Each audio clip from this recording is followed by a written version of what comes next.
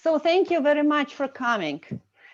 Today we're talking with acclaimed writer, New York writer, and the author of 5 novels, short stories, art and film criticism, Frederic Tuten. And today we're going to talk about his last book, the memoir, My Young Wife, which was published last year. This memoir, here it is. I can show you the cover. It is available in paperback and hardcover, and you can buy it in the bookstores anywhere you go, online in New York. And of course, you can check it out in the library. So Frederic, thank you very much. Do you hear me? Everything's Yes, fine? I do. Everyone hear Everything's me? perfect? Yeah, of course. Yeah. Yes. So please tell us what the memoir is about. Why did you write it?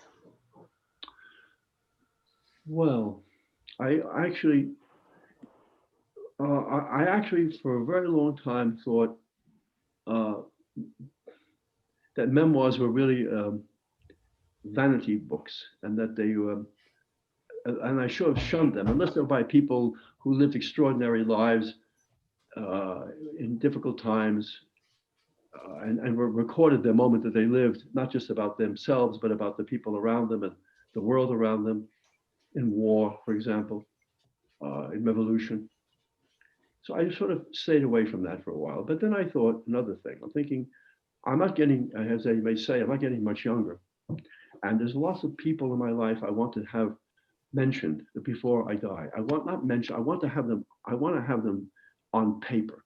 I want them to be remembered in some way. Not that I have no belief whatsoever in the immortality of literature, the immortality of the word. We know how many times over the world, over the lifetime, people just have disappeared, careers have vanished.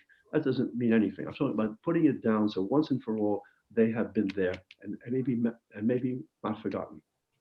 That was one part of the book. I mean, so that means I wrote about my mother, my grandmother, very simple people, wonderful people. My father, who was a complicated and incredibly interesting guy.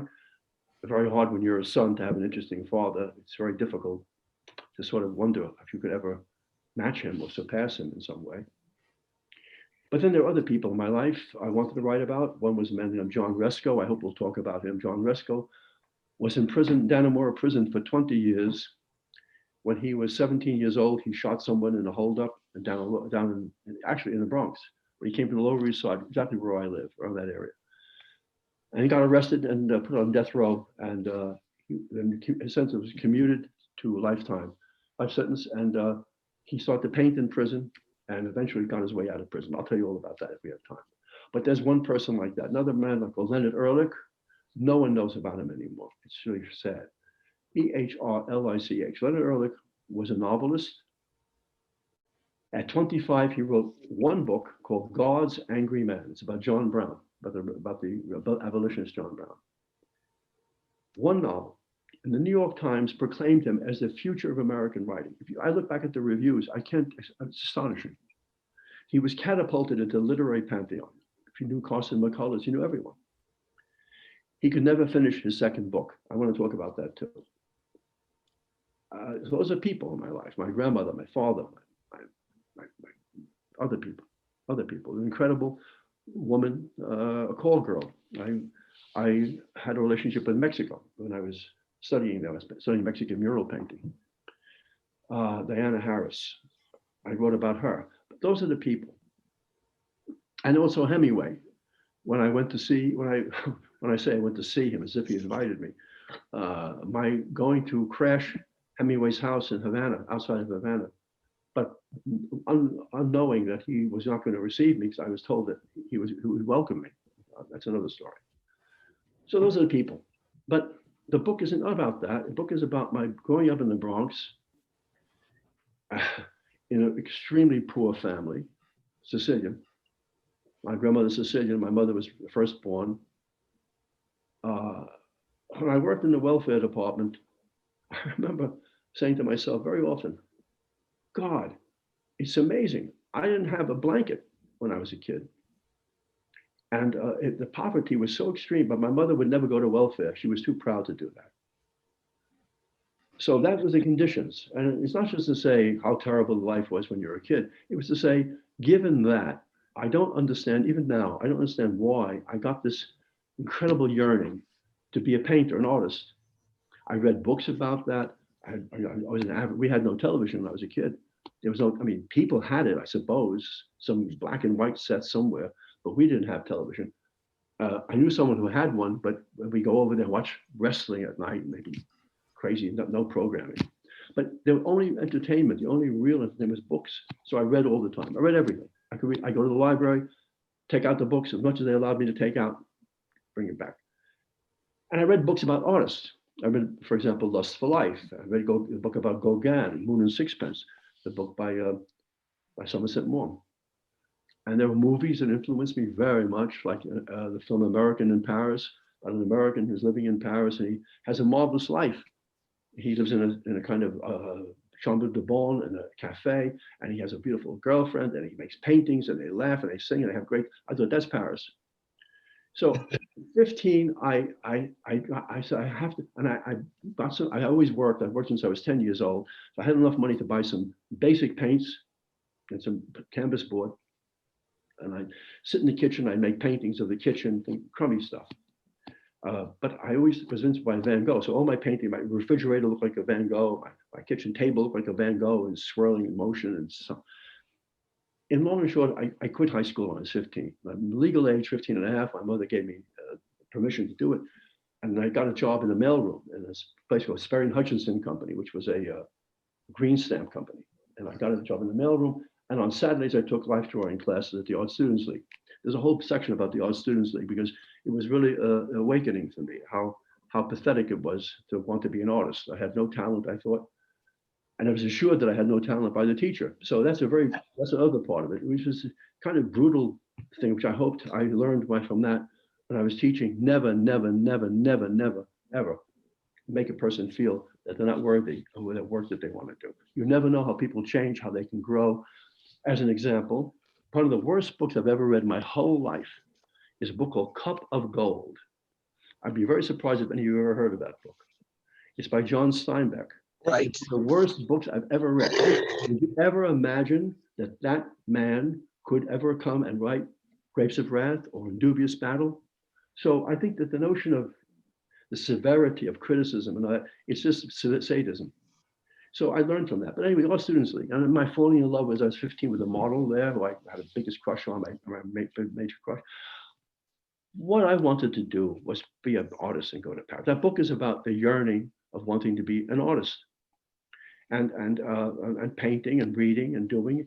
When I felt I couldn't do that, I began to write poetry, and I would send these poems to New Directions in New York, which I thought was like, New York was like a million miles away, down to New York, and I get these rejection letters, but they were very sweet. They'd actually write a note, please send us more poems.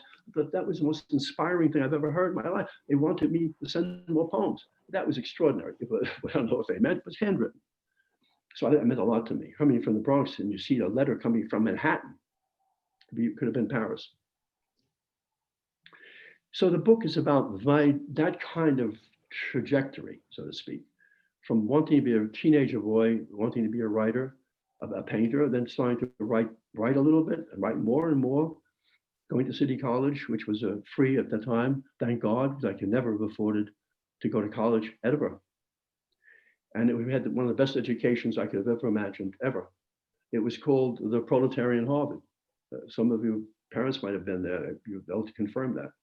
It was an extraordinary education, extraordinary. And it was wonderful people, wonderful, wonderful, wonderful people, memorable people. One of which was Leonard Ehrlich, who I mentioned before, the novelist. But there were others, Hans Kohn, the specialist in nationalism. There were people who had been escapees from Hitler, got out of Germany, and traveled, and they finally found refuge in New York and got jobs at City College. International scholars. Then from City College, I didn't know what to do. I wanted to write, and someone said, "Look, get a doctorate, get a PhD, and then you can be free to write." Someone said, "You have three reasons to get your doctorate, 3 reasons to teach in university: June, July, and August. Not to add Christmas, Easter, like teaching. I said, that's a good idea. I love books. I want to read all the time. So I'll get paid to read and teach. I applied to Harvard. They accepted me, but had no money, so I didn't even think of, could never imagine getting. I didn't even know if things existed. I the loans. I could never have done it anyway. No. And then I applied for a job as a union organizer in for the International Lady Garment Workers Union in the South. And they wanted me right away. I should have realized why they wanted me right away, because there's a place they send you down to the South, like Alabama and to Georgia to organize, which means you had a very short life. You weren't going to live very long if you took a job like that. I wanted it. It was very glamorous to be an organizer. My father was something like that, and I thought that was wonderful. But I went to Syracuse University. I took a teaching assistantship where I spent, and I write about this too. I hope some people at Syracuse University are still around to remember that experience that I had and see if they counter it with what they lived. It was the worst, in a certain sense, the way that Steinbeck's novel was the worst novel I've ever read. Syracuse was the worst experience of my life. I used to say to myself, I'd be better off being in prison, because in prison, at least I learned something. I mean, I have interesting people around me, fellow prisoners who were in the same boat and wanted to, think, imagine how to get out of prison, whatever. It was terrible. It was beyond words. The anti-intellectualism of it, the fraternities. I was a City College undergraduate. We spoke at the tables at City College in the 50s, in the height of McCarthyism. We would sit and talk about Stalin, Lenin, Marx, Engels, Trotsky. Are you kidding? I went to Syracuse for my football.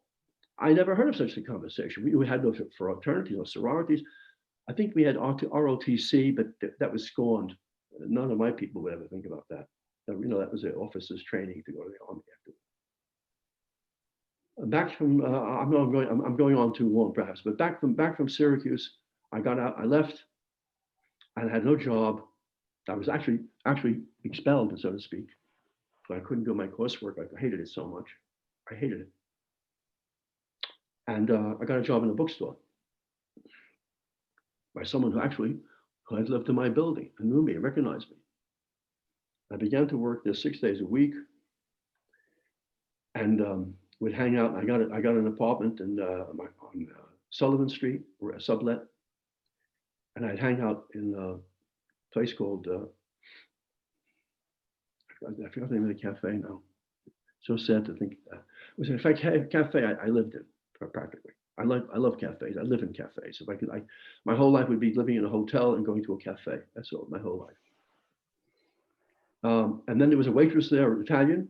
Are you talking about Cafe La Figaro? Cafe Figaro. Oh, it was so wonderful. I mean, all of you who don't know that life and then don't know that kind of world, I'm so sorry. New York has vanished. Figaro has vanished. Cafe Dante has vanished. You could go and sit for hours with a cup of coffee and read and hear classical music, soothing, beautiful classical music. On Sundays, the Cafe Figaro would have live quartets. You have a brunch there, and people. It was so extraordinary. Everyone was European. The waitresses were from South America and Europe. The man who owned it had been living in Paris, so he wanted to duplicate what he thought would be a Paris life in New York. So there, this wonderful woman said to me, I said, I'm looking for an apartment. I have to leave here. She said, well, we're leaving. We're going to go back to Rome. Take my apartment. That was my first apartment, my own. I lived in Syracuse in an apartment, but it wasn't mine, really. It was, I shared it with a guy, wonderful guy from City College, now died. I'm so sorry. I found out a year ago he died. We were roommates. It wasn't my apartment. We shared an apartment. The difference is profound. My first apartment on 8th Street, 394 East 8th Street, between Avenue C and D, in Alphabet City, 1962. I stayed there until 64. That was the most, except for living in Paris, that's all I had ever been to was Paris. I mean, except for living in Mexico, that was the most unusual place I'd ever been. The most rich and complex, varied, exciting, sexy place. And an apartment, the top floor, very top floor, under the roof. So it got very, very, very hot there in the summer. And we had a bathtub in the kitchen. But I had my own toilet. Some people had toilets in the hall in other apartments like that. An old Lower East Side tenement. And there was many adventures, so to speak, until and the book ends in 1964, when my life began to change to a whole different direction. When I met a woman, a Roman Italian journalist, who a kind of person I never met in my life ever. She was older than myself, intellectual, gorgeous, worldly, and we stayed together for 10 years after that. But no one understood. I'm not kidding when I say people in front of me would say in front of me to her, "What are you doing with him?" I mean, I was when I met her, I was still working in the welfare department. I got a job in the welfare department, which was the sort of step up of the bookstore. And long, it's complicated how to explain it, but I got back into graduate school at NYU. So I wasn't even a graduate student when I met her. I was a bookstore guy.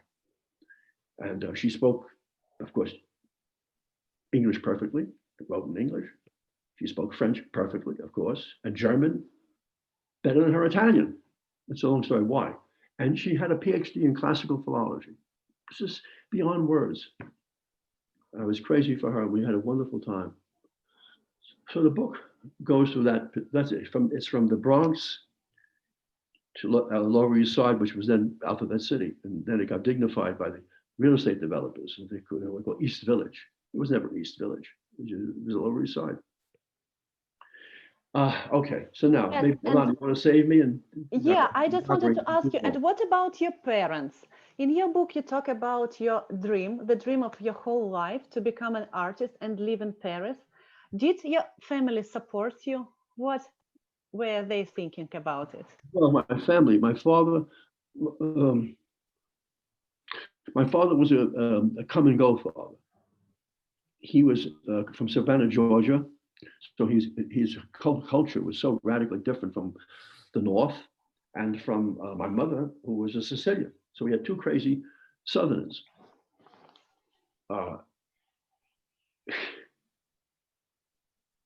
He would come and go. So he'd be with us for a month and then disappear for 6 months, back and forth. It's a whole other story. But he was enchanting. I mean, I loved him very much. Oh, I yearned to see him all the time. I wished he never left. And every time he'd leave, I'd cry for days. And he always made a promise to me. He'd come back and we'd do something together. We'll go baseball together. Not that he even cared. We'll do this together. But never came back, and we never did it. He came back, we never did any of those things. But this is why I say he's enchanting, and why he's someone it's hard to get rid of in your marrow. Didn't matter. He didn't support us, didn't send us a penny. He never inquired about me or my mother after he left. John Resco, I'm going to talk about, I hope he has time to talk about. John Resco once said to me, "Fred, I've been with the most hardened criminals in Dannemora. If one took out a photograph of his child, he'd begin to cry. So I don't understand why your father never was interested." He was cruel to say it to me, but why he was never interested to even know how you were, or to send you $5. Having said all of that, one day, we had no telephone. People would come and tell us, Rex is coming next week. He'll be here next week. People he worked with. He was doing construction work then. And one day they said, Rex is coming. And my mother would light up. My mother would she loved him beyond words. She never married again. She never got divorced. Until the day she died, it was Rex. That's all that mattered to her. One day he shows up, 3 a.m. The doorbell rings. We're all deeply asleep. He shows up. My mother's frightened. I'm frightened. What's happening? He comes in, smiling, happy, with 2 pails of water. We thought 2 pails of water. And we go into the kitchen, and he says, Madeline, Madeline, take all the money you have in the house, and son, take all the money. I had like 14, 15 cents in my piggy bank. Take all the money And then we're in a very narrow corridor of the kitchen. He takes out of the pails 2 lobsters, and he puts them side by side and edges them around, and he says, "Now we're going to have a lobster race. So put your bet on the lobster you think will win." What other parents did that? What other father did that? I mean, that's magic. He was fun. Well, eventually he left for good, and that was the end of him. I didn't see him again until his deathbed, literally 30 years later, when his brother called me from Savannah, Georgia, and said, "Your father's dying, go see him." And I was reluctant to do it. And he said, my girlfriend at the time said, "You'll be regretful if you don't do it. Go take a look, see what he's like." I did. That's in the book. My grandmother from a place about 80 kilometers from Palermo, Alemena, and married a man from the same town. I found out later, when I went to Palermo, someone said to me, "But Frederic, you're Jewish, aren't you?" And I said, "I don't know. I wonder if that's possible. I was raised a Catholic. I went to church. My mother went to church. My grandmother went to church. We all were raised Catholic." And my father was a Baptist from Savannah, Georgia, one of those Bible thumpers. He left all of that. He ran away from home at 15. That's what the other exotic thing about it. It's interesting thing. I just realized at this very second that at 15 I wanted to go to Paris. And 15 he left and he ran away from home. And he became, with his uncle, a smuggler. He went to the Key West and he began to smuggle stuff from Cuba to America. So it's an interesting thing about this 15-year-old business. Anyway, I forgot what I was going to say. My grandmother raised me. My mother went to work in the garment center. And my grandmother, who spoke very little English, never learned English. And she would speak to me in Sicilian. I would answer sometime in Sicilian, but I was ashamed of it, so I'd answer her in English. And if we were out in the street shopping, I never wanted to answer in Italian because we were at war, among other things, with Italians. So I wanted to be an American boy. I wanted to be an American boy. I want to have American food.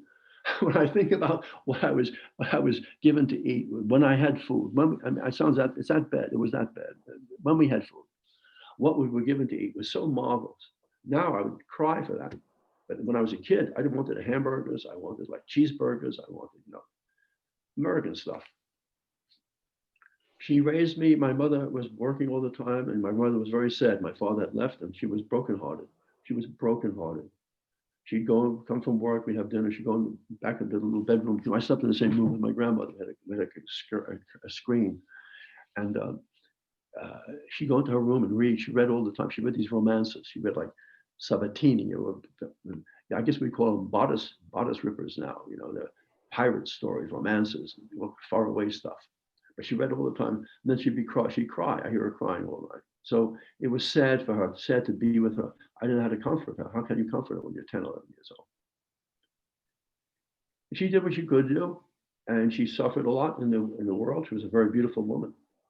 And when you speak about decent proposals, I mean, in the garment center, she come home, she told me, she thought I didn't understand. She told my grandmother in Sicilian what happened. These guys would come on to her and basically threaten her work, threaten her jobs. They invited her to go to Florida with them, go this with them. And she didn't do any of that. Those two are in the book, and my father. They're not major part of the book, but they're important in the book. Growing up that way, hearing that language. My Italian family, my grandmother's father family, all Italian. So I was really in a way raised as an Italian, going to dinners on a Sunday, having the way Europeans have long afternoon lunches, and going to church in the morning, going to dinner afterward, coming back. Dinner means it lasted from like 1 or 2 o'clock until 5 o'clock, eating all the time and drinking and talking and all conversations all the time, politics even. It was marvelous and friendly and warm and comforting. And as I said to a friend of mine not too long ago, I had nothing in my life of material comfort. I mean, I sometimes when I say this, I hope you understand. I'm not taking out the violin. It's just the way it worked. We had some money to repair my shoes, so my grandmother put cardboard underneath it for the sort where the hole was, that kind of thing. I said I never had a penny, nothing. We didn't have we sometimes didn't have electricity, but I never felt unloved. Not by that side of the family. I never felt unloved. Italians are very holding and embracing and touching and kissing, men and women. So I always felt nurtured. I always felt cared for in that regard. So my memories of my young days in the Bronx were complicated, of course. I wanted to be an artist. I went to a high school and no one wanted to do that kind of thing. And I dropped out of high school. And I went to the world and learned a little bit about the real world, what people do when they have to make a living, a real living. So that's the childhood part. So I mean, that's the youth part. That's when I started when I was about 10, and I guess that section all ends when I dropped out of high school when I was about 15. Thank you, Frederic. And do you want to talk more about your professor, Leonard Ehrlich, and his influence upon you? Yeah. Well, it's talking about Leonard Ehrlich is talking about my life at City College. I've lived in Paris. I've lived in Mexico. I've lived a little bit in Brazil. I've traveled. I've had extraordinary luck with people, knowing interesting people, wonderful people, imaginative people, creative people, famous people. Nothing in my life has meant so much to me, probably, and it means so much to me now, as my undergraduate years in City College and my later on life teaching there. My undergraduate years in City College were, it was like going to a marvelous, exotic land. The subway ride from the Bronx to City College was a journey of great wonder. When I got there, it was, I say, called the proletarian Harvard. The students were ambitious and intelligent, wonderfully read. I made friends there. I stayed for life. Some of them now, most of them are dead at this point, unfortunately. And the professors, the ones I had, I should qualify that, the ones I had, I don't know about the others, were extraordinary in their own work and in the way they treated the students. We were treated with great dignity. We were treated as if we were important, that we had meaning. That was so nourishing and so valuable to young people, especially when we had nothing. Most of us were, like myself, maybe not that poor, but if we had not gone to City College, we could never afford to go to college. And we were given great professors. People, we ran. It was an intellectual place, and we went to our classes with fervor. I started to take writing classes with a man called Leonard Ehrlich. Ehrlich, he's an interesting guy. He had glasses, and he'd look at you always from a sort of slant, a sort of slanted look, never oblique look. You could never figure out what he was thinking. He looked like an owl. We knew he had written this novel. We were all kids. I didn't know much about it. I got the novel at the library. I found it astonishing, by the way, parenthetically, how many people taking creative writing classes with professors they have never even want to know about their books or haven't read their books or care about their book. They only care about getting an agent. That sounds so cynical, but it's kind of true in a way. But I went to read Ehrlich's book. I mean, the first thing I did was get his book after taking a class with him, and it was extraordinary. It was powerful. He was mild-mannered, soft-spoken. He didn't like my writing. He said to me, maybe when you stop writing like Hemingway, you'll get somewhere. But he didn't put it that crudely. That's what he was saying in essence. I was in a Hemingway mode. I guess everyone I knew was in Hemingway mode. I mean, you couldn't write a laundry list. You couldn't write a shopping list without being like Hemingway. Language, punctuation.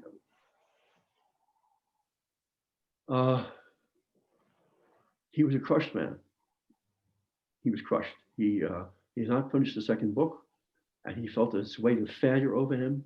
And we got to be very good friends. And One day he said, we had lunches together. He said, come over to my place. I want to show you something. And he took out a big box, 2 boxes, opened one up, a manuscript, typewritten, of course. It's my second novel. Everything's finished but the last chapter. Open another box. It's the third novel. Everything finished but the last chapter. He couldn't finish the last chapters. I was too young. I was 19. I didn't know then what I should have said to him. Leonard, get someone to dictate it. Do anything. I'll sit there and write it for you. I didn't. We became friends. We stayed friends for a very long time. In touch for a very long time. But then I did something unforgivable, and I begged my memoir in a way. It was a way of begging him after all those years of his being dead to try to forgive me, because I had published my first novel and I never sent it to him. And I know why.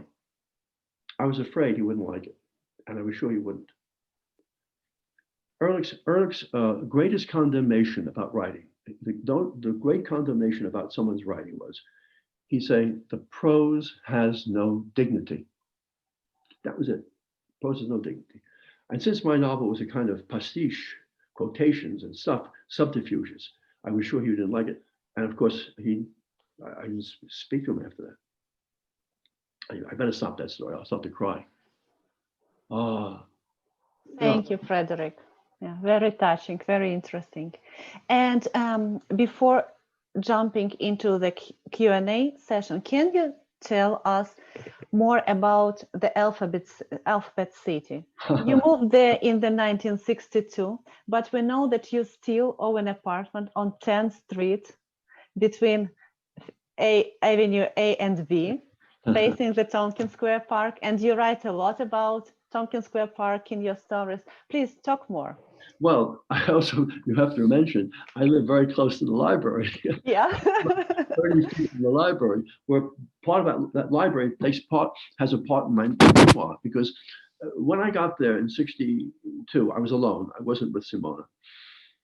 And the people, let me put it this way. I feel so sorry, so very sorry that young people today have to go to apartments and share 3 or 4 people in an apartment. There's no privacy, there's no refuge, there's no solitariness.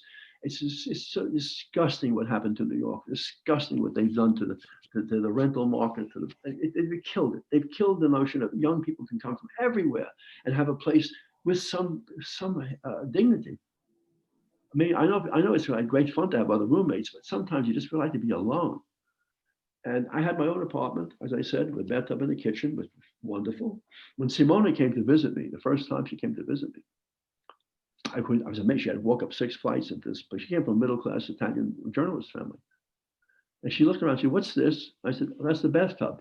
She said, oh, how convenient. This way you can eat and shower at the same time.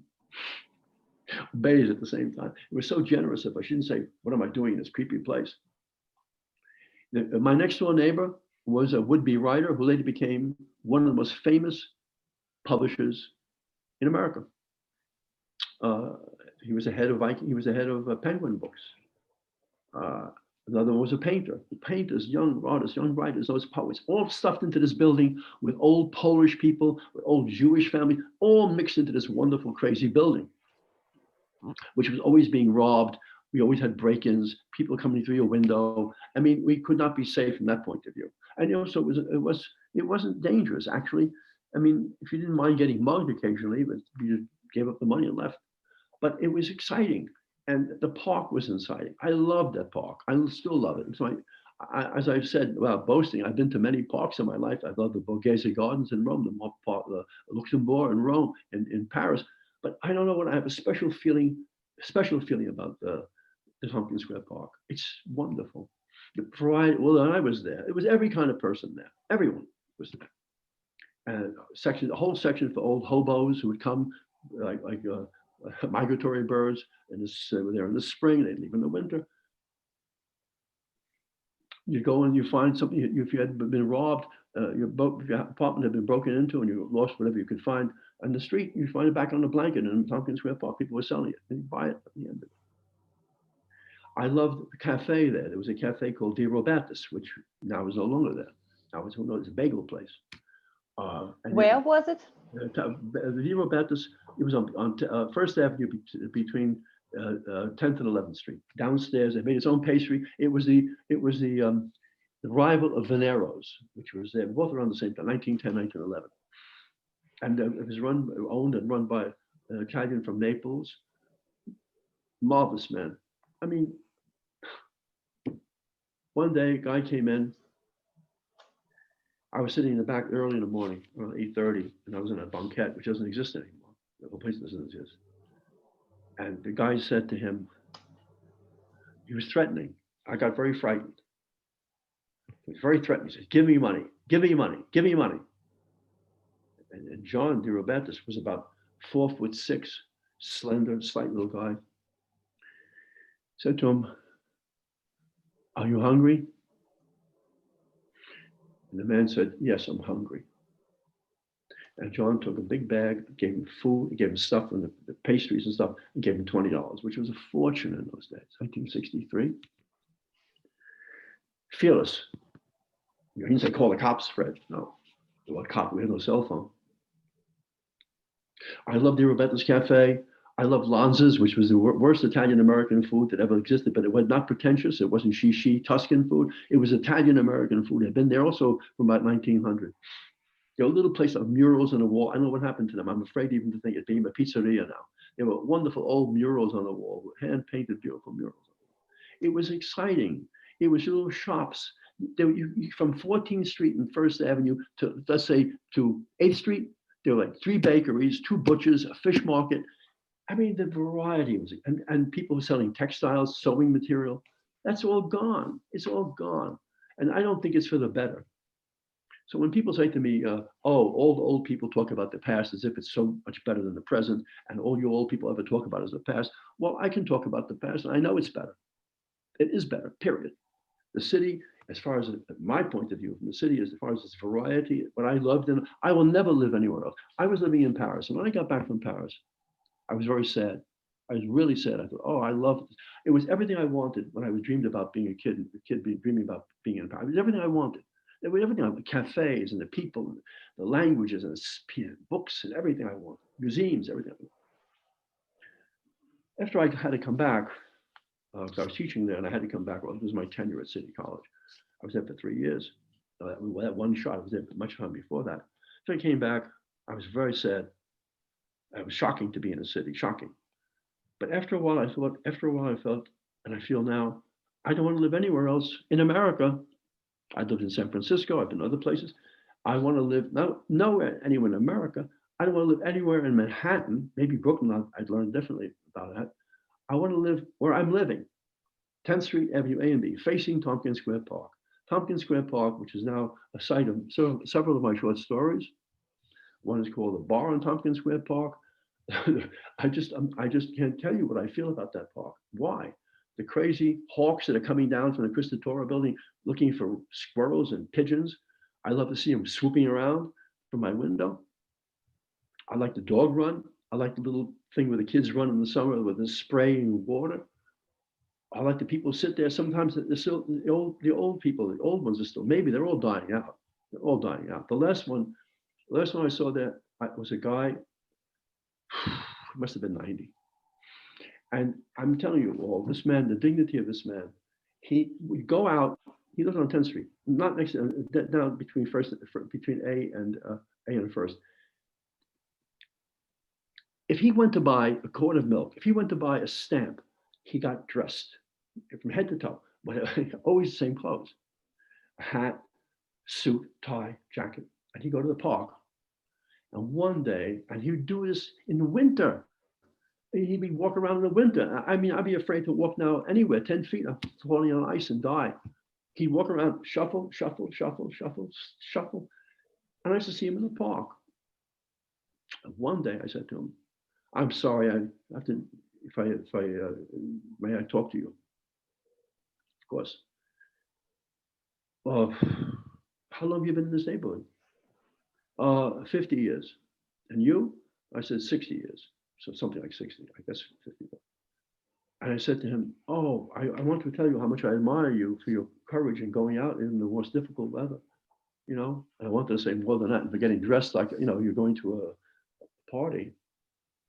And I said to him, you have any friends? You have any friends in the neighborhood?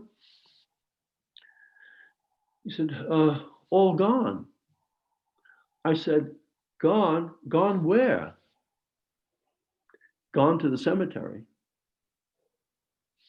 And that's what I think is, that's why I don't want to ever leave. I actually thought if I could find a way, I'd like to be buried or have my ashes in that cemetery, in the cemetery of Tompkins Square Park. Maybe put me under a tree, you know, under some, you know, some trunk of a tree. You know, some of the old trees that are wonderful. The history of Tompkins Square Park is wonderful. It's historical. Everything about it. I mean, from the Civil War period until now, the people that had homeless people had tents and made a city out of it, made a tent city out of it, Tompkins Square Park. The music that came out of it in the 70s, 60s, and 70s. Anyway, even now with the changes, you know, I'll never leave. I hope I never have to leave. I never want to leave. I like it. I also hope you will never leave, that we will always have you as a neighbor. Thank you. Thank you. Anything else you want to add about the village? So I do not feel that I interrupted you. No, I think I've spoken too much. In fact, I wish you had stopped me. Yeah. We could go on and on. No, it's just interesting. There are several questions in the chat. If you don't mind, Romola, you can also help me reading the questions if I miss something. Please, let me know. So yeah, so people will know that we respect their questions too. Okay. Okay, the first question we have: how did the idea of merging Tintin and Hans Castorp come to you? Oh, yeah, yes, because I've written some novels, and one is called Tintin, or I guess in French it's Tintin, Tintin in the New World. And I don't know if you all know that, a lot of Americans don't know who Tintin is. A lot of American kids don't know. They like different kinds of comics now, even though they even look at comics, but it's not really a comic. They're kind of books, you know, there were strips and made into books. Tintin is a boy reporter. He's always perennially pre-adolescent, prepubescent, you know what I'm saying. He's about 12 years old. He has a sidekick, an alcoholic sea captain, retired sea captain, Captain Haddock, and a dog, Milou, Snowy, and they go on adventures everywhere. They go to Peru, they go to the Amazon, they go to China, they go the world over. And of course, because he's an intrepid reporter, he's also sort of a detective. It's a marvelous books. Do you have a favorite Russian author as well? That's the second part of the question. Oh, I didn't The finish. same person, Stas Feldman, if you know him. May I just finish about the Tintin book? The Tintin book. So I was obsessed with the Tintin, and I was obsessed with another novel which I read again and again all my life. I'm going to start reading it again actually next week. Thomas Mann's Magic Mountain. I did make it brief. I thought for some crazy idea, I'd bring Tintin together with the characters of the Magic Mountain, so that they would meet in the New World, which is instead of the Magic Mountain, which was the place in the Alps in Switzerland, where the book takes place in Magic Mountain. I meet in the New World, Machu Picchu, so I have them all join in Machu Picchu. That was the idea of the book. Yeah. So my favorite Russian novelist. Someone asked me. Mm-hmm. If you have a favorite Russian author. Well, you know, for short stories, I love a Chekhov. For short stories, I love Isaac Babel, whom I adore beyond measure.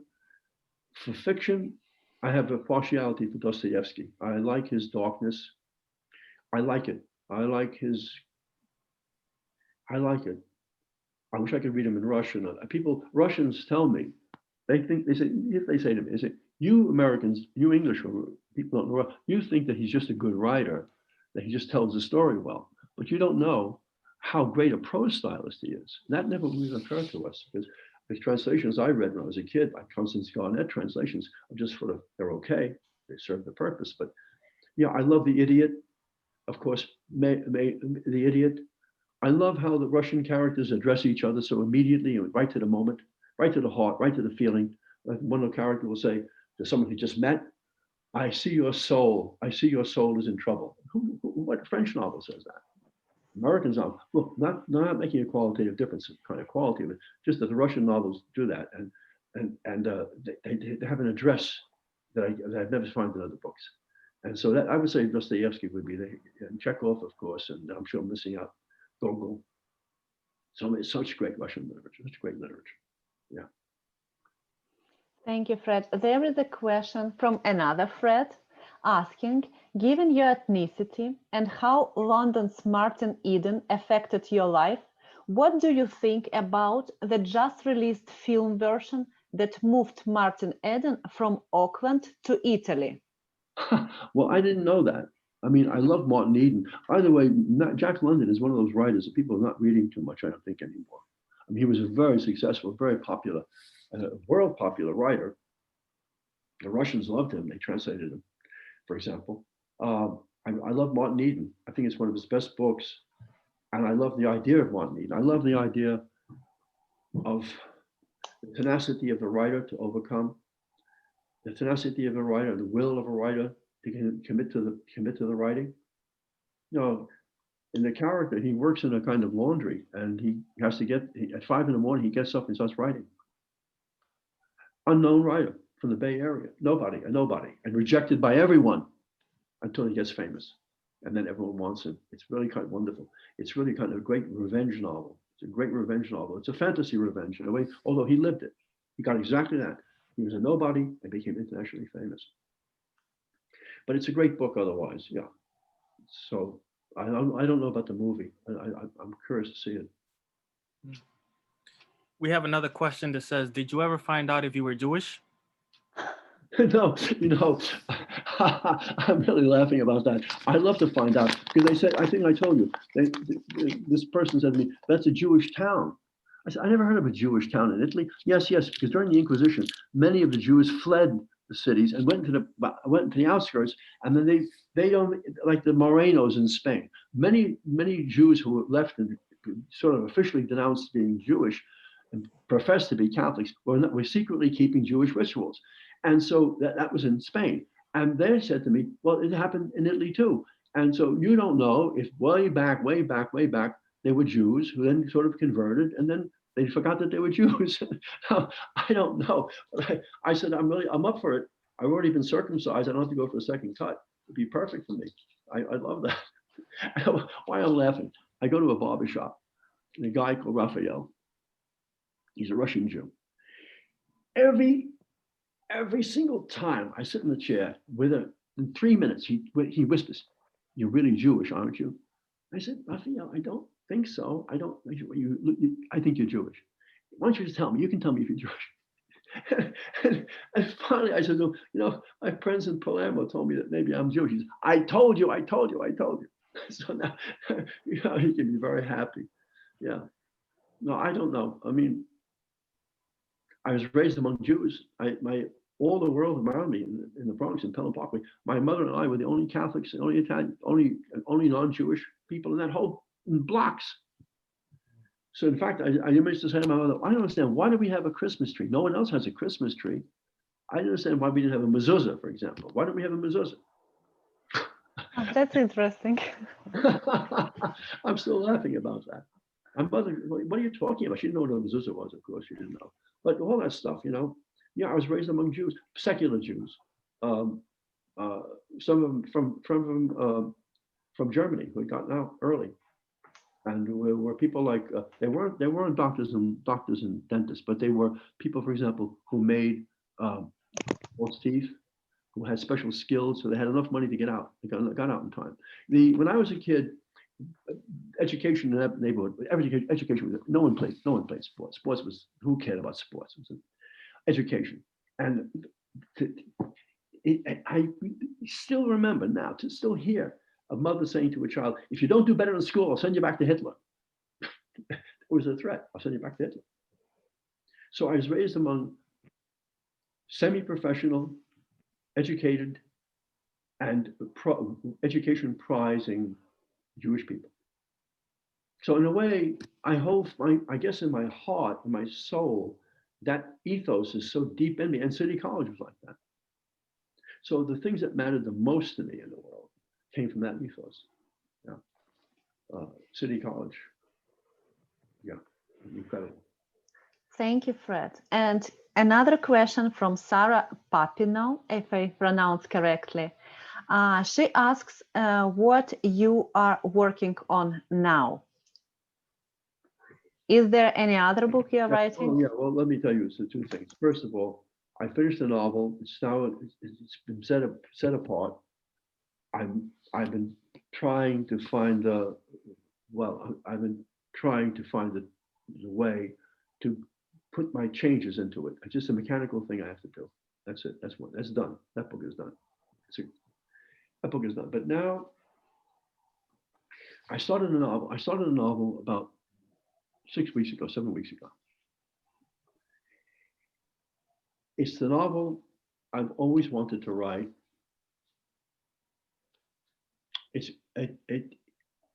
I'm afraid to jinx it. There's a book by a novel, I can't even call it a novel, by the painter De Chirico. I started reading it about 2 or 3 months ago. People think he's a surrealist. Well, he never really joined the surrealists. The surrealists loved him. You know, the painters of marvelous De Chirico.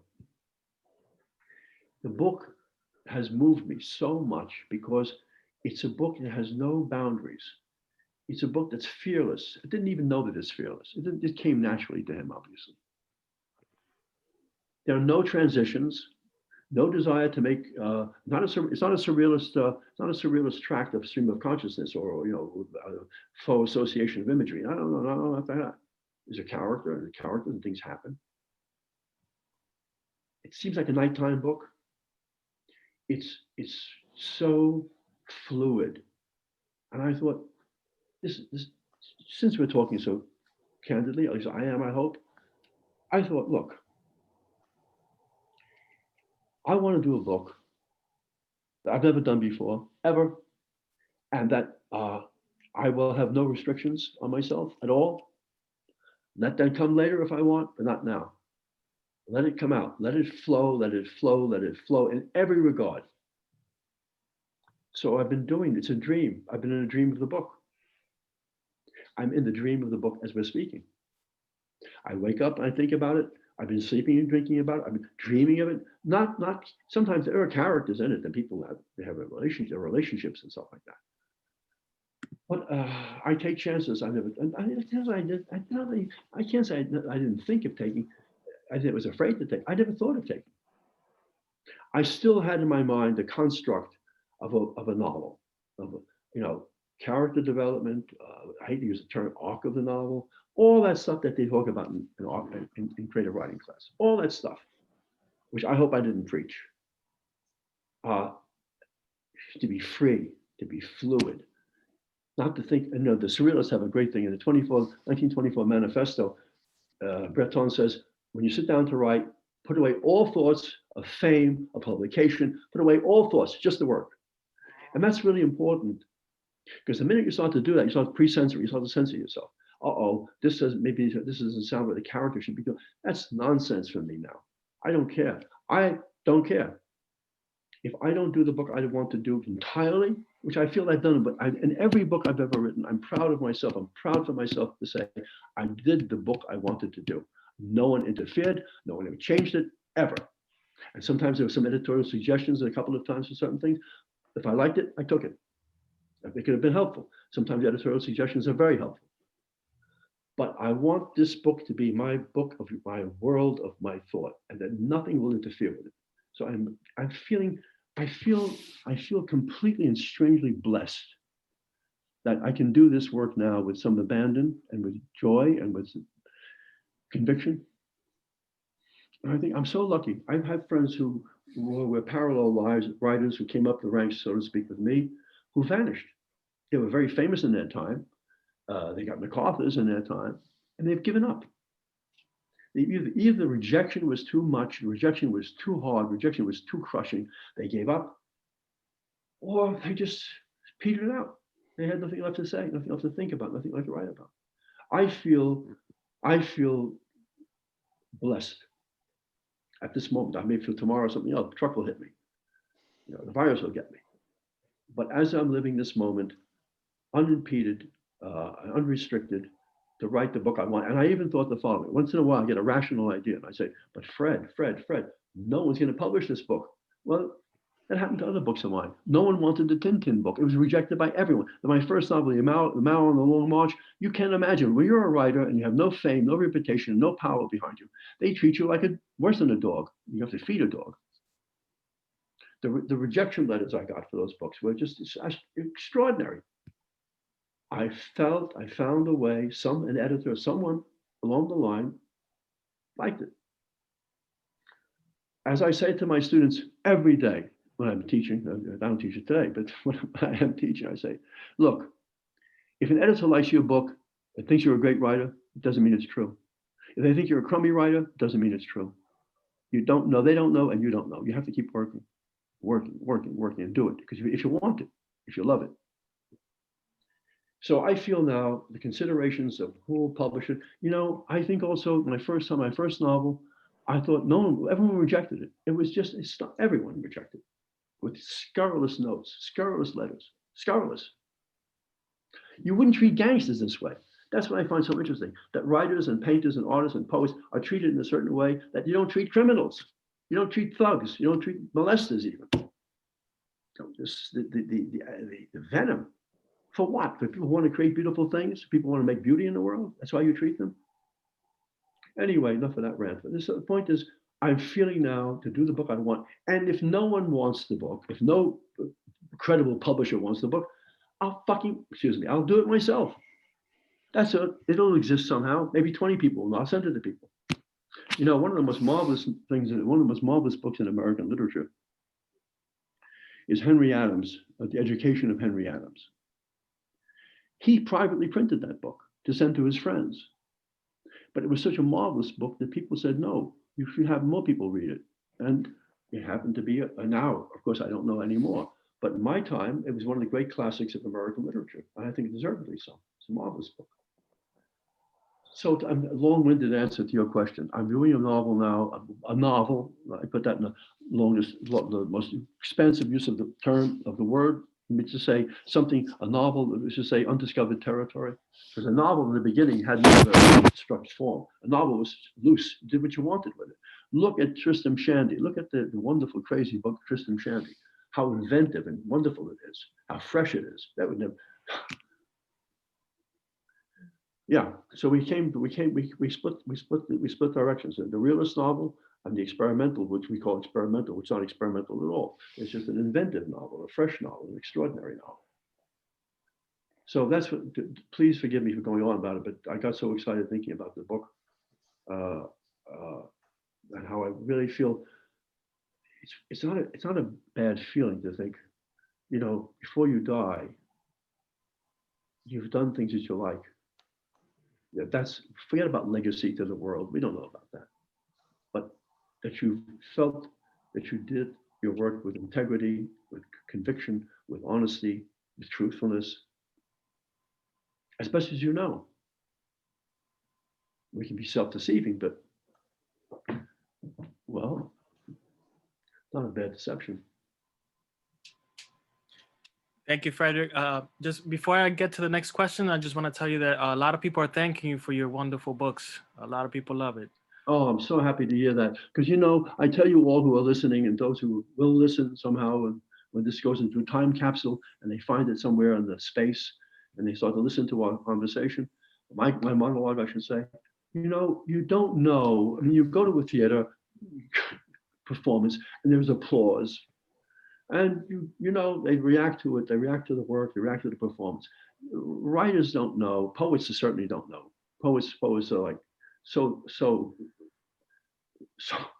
neglected, so completely neglected.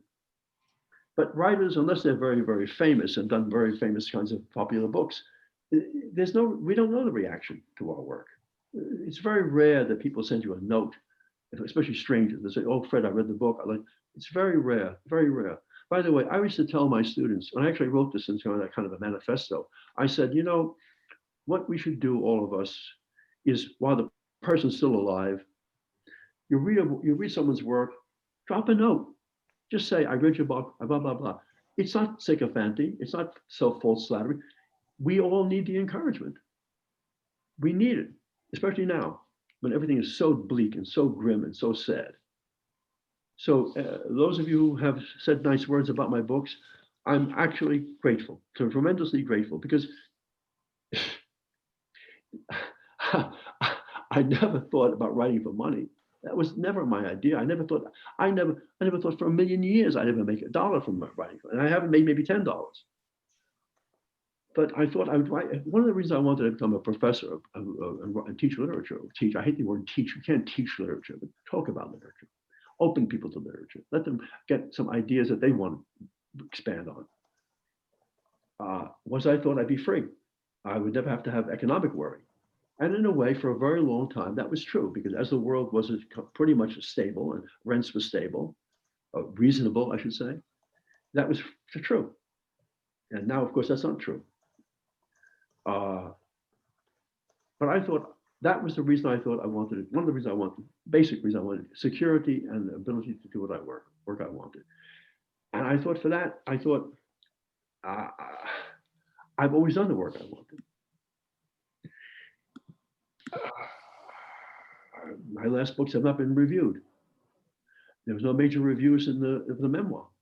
No New York Times, nobody, and nowhere, no one. Online, some online reviews. Okay, that was very nice, but no one knows about the book. You know, what's really sad is that it's not a question of whether people like the book or review the book. It's having them know about the book. But there's so many books being published every hour. As we're speaking, maybe 1,000 books are being published.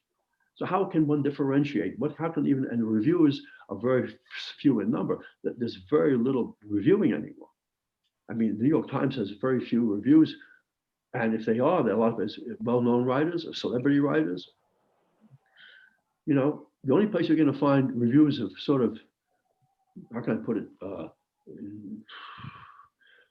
I can't say minor, but not too well-known books is the Times Literary Supplement, TLS, London Review. Not even the New York Review does that. So it's very hard, you know, it's very hard not to get discouraged. And for young people. I had some marvelous young people in my life, in my classrooms. I mean, some became very famous. Oscar Uellos, who wrote the song, Oscar Uellos, the Pulitzer Prize guy, was my student. And Walter Mosley was my student. He dedicated his first novel to me. Other students, those are the famous ones. I've had marvelous writing, and it makes you feel, isn't it a joy to know that there are people who are committed and serious and wonderful and out there doing the work? And suffering because they get rejected, they can't even get an agent. And they're more worthy than 2/3 of the people who are being published now with great recognition. I promise you that. For what the political reasons, whatever the reasons are, that's the story. It breaks my heart to see young people going through that. But I can only say to them, do the work, keep the faith. Something will change. I remember years and years and years and years and years and years, 100 years ago, Susan Sontag and I were friends for a very long time until she died. We were friends from the beginning to end. And she said to me, you know, Fred, if you stand in line long enough, you'll be served, but you can't get off the line. So to young people especially, stay on the line. It doesn't matter what, finally, you know, if you don't love the work, it doesn't matter what you do. If you love the work, if you love doing it, something good will come from it. I don't think that's just being Pollyanna. I've seen the evidence of it. So to say again, the book, thank you for telling me that. People say appreciative of my work. It's very hard to know who reads you, who cares for you, but thank you all. Thank you. Thank you, Fred. Great advice. Yeah, and Fred, do you still have energy for one more question? Sure, of course. Yeah. So If we have time, Romola, can you ask, please? Yeah, we have one last question, and the question is, give me 1 second. Can you talk a little bit about your work as an artist and painter? Oh, thank you. I don't know who asked that question, but thank you. I was hoping someone would ask, actually. About, although I gave up being a painter, an artist when I was a kid, I mean, I was really, I didn't, okay, let's go back to the other question again. What I said about writing. When I went to the Art Students League, I thought you had to make drawings, you had to draw from the figure. That was what I was told. That's what I had read. That's what I learned. Picasso did it. Matisse did it. Everyone did it. All the radical artists had already had experience from drawing from the model, making things look like they're supposed to look like. You have a tree, you can make it look like a tree. I couldn't do that. I didn't know how to do that. And I wasn't even, I went there thinking I'd learn how to do that, but that didn't come up ever. I just was thrown into a life drawing class, and I mean, with charcoal and a pad making drawings. I had no idea where to begin. Anyway, I was treated very badly. It's in the book. The professor came over, the teacher, the artist came over, and very loudly in this class at people and said, "What is that on her feet?" And I said, "Nothing." He said, "Oh, they look like galoshes." And I felt humiliated. And people came over and said, "He's just a jerk. Don't mind him. Feet and hands are very hard to do." So I gave up. And I started to do it. I thought, so I wanted to somehow be an artist in some way. So I started writing poetry, as I said. Then I went to fiction. I was always involved in the art world. I mean, for a while, I don't know how it happened, by some strange, crazy thing, I became a stringer for the New York Times art section. I did reviews for the New York Times. I started writing about reviews for the Artsman. I was always enmeshed in the art world. And one of the things I liked about it was that I liked the visual aspect always, since I wanted to be a painter. I like being with artists. I like the graph. I like the visual art. I like whatever they have among themselves, whatever tragic stories they have, a competition, whatever sorrows that they have. I don't know. I'm sure, like with writers, you meet another writer, but they want to talk about their reviews or their agent or their income. I don't know. Very rarely do you talk about. Very rarely. I'll condemn myself by saying very rarely in my lifetime have I spoken to a writer who talks about literature. Very rarely. It's so boring. But painters are vibrant. I have painters who read books every day. I mean, literally, they're obsessed. Read, do poetry, everything. I love that, but I love the work. So I kept myself into the stream of Thank visual. you for not asking my question. Best wishes. I'm sorry, what? What? I didn't hear as well. Sorry. No. Okay, you can continue, Fred. Well, I didn't finish the business of the. So about 20 years ago, almost literally 20 years ago, maybe a little bit more, I started making color pencil drawings.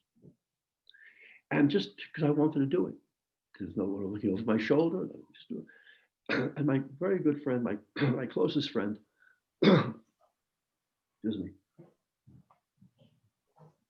my closest friend, whom I knew from 1964 until he died, well, I still know him. He lives in my life. He's with me.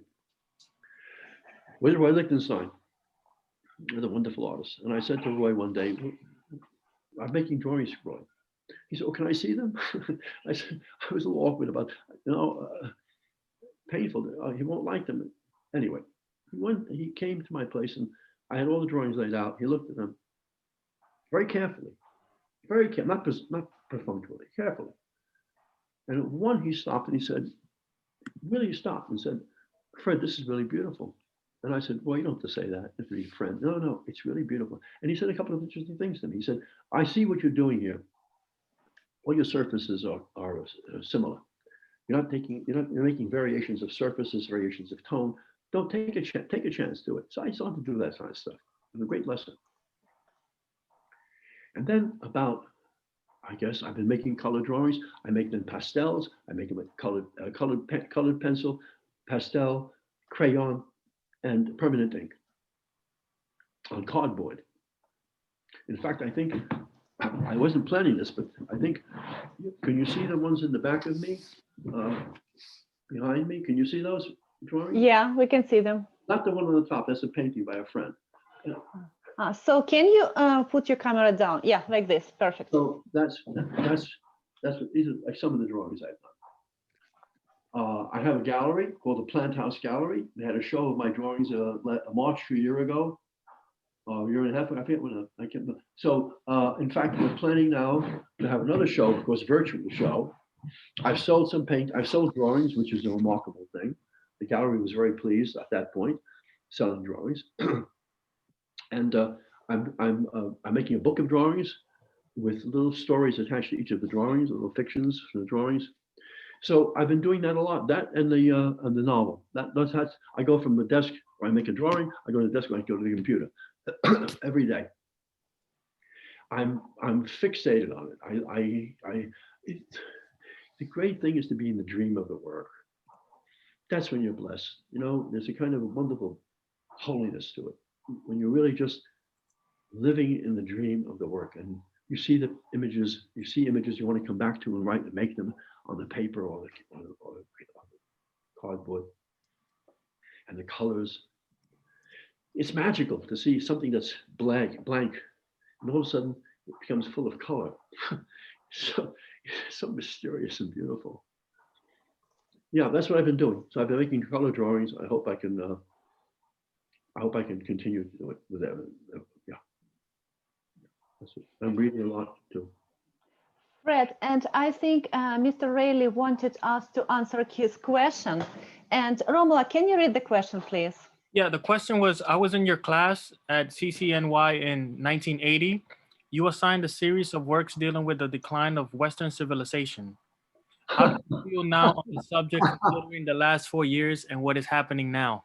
But you were not in my writing class. You must have been in my literature class, right? Is that right? I'm not sure. That's we don't know that. yes, he says yes. Okay, let me say, I never in my creative writing classes, I never did anything. We did reading, but never this. I know what I did. I was teaching a class for a very long time there at City College and at the School of Visual Arts, where I taught for maybe 25, 30 years. The class was called Civilization and Its Discontents, the title from the Freud book. And the Freud book was the staple of the class. And the class was a discussion about how the world view in literature changed from around the 1880s, 1890s until basically the First World War. And how it changed from kind of a notion that man and women are human beings, will is to happiness, that our desire is to happiness and we strive for happiness, which of course Freud says is not true, and we show it's not true. And then also we had a sort of innate belief that the world around, the civilization around us was stable and all to the good. Civilization itself. And how it slowly from that period on two things began to happen. The stable ego began to dissolve and break away. So that you have people like Oscar Wilde's Dorian Gray, where there are two different people, the portrait paint person and his person, Jekyll and Hyde, the two different people, Conrad, the secret sharer, split person, where the idea of the stable psychological self began to disappear.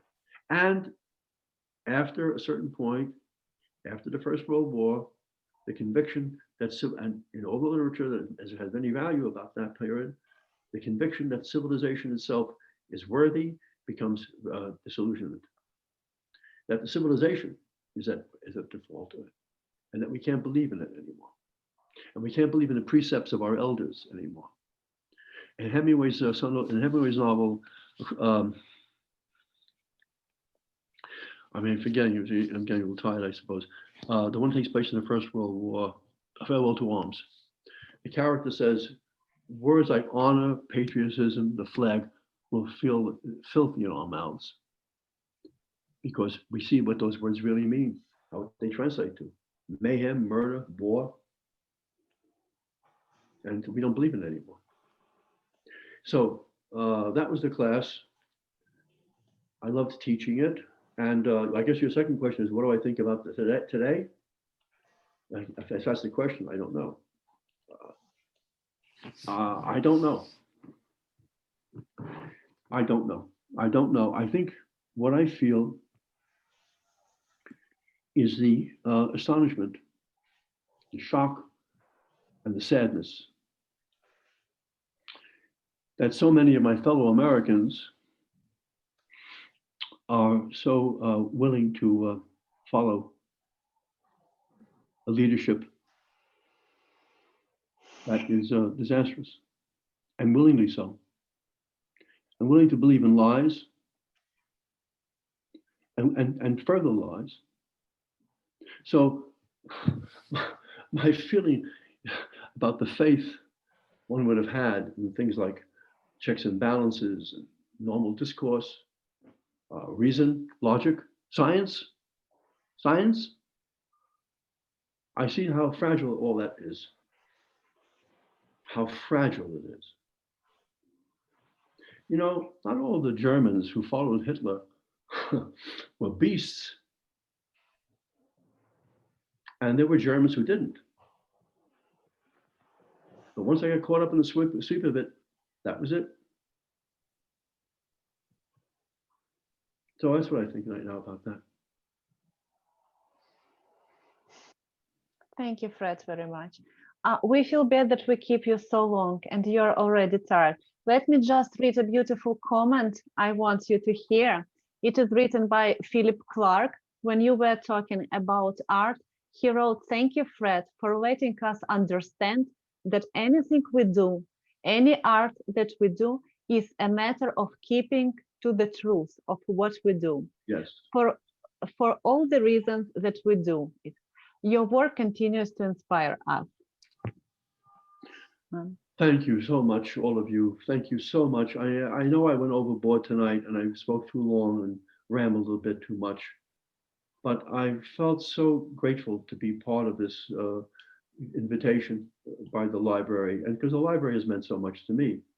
I mean, you know, what would we have without libraries? What would we have without refuges to go to? And I mean, when I went to Tompkins Square Library in the 60s, there was no computers, there was no videos, there was just tables. I remember the wonderful window facing the Tompkins Square Park. It was a wonderful high ceiling window. And there were huge oak wooden tables, solid, heavy, beautiful, immutable oak tables. And you'd sit there, people would be quiet and read. And I thought, what a beautiful place, what a sanctuary this is. Coming from C and D and walking across and seeing the park and going into the building, have the books there. Oh God, what a beautiful thing that was. I still hope it is. I mean, I've been there, but I think it's a different kind of library. Now, it's a much more popular library. It's much more for other people. Children, for example, come and go, and programs for everyone. It's wonderful, but it wasn't the library I knew when I was a kid. I mean, I was in my 20s by that time. Yeah. So I thank you all, and thank you for inviting me, and thank you for being here tonight, all of you, with patience. And I hope we will meet again someplace. Thank you, everyone. And we will do the transcript of the chat. So I will send it to Fred, and he will be able to read all your comments and questions. Sorry for those questions that we didn't cover, because I really feel bad that Fred is very tired, and we keep. Mom, I'm fine. Listen, I pretend to be tired out of modesty. But still. You can't say that you're still awake and alive when you've been talking for an hour. So you have to pretend a little bit that you know.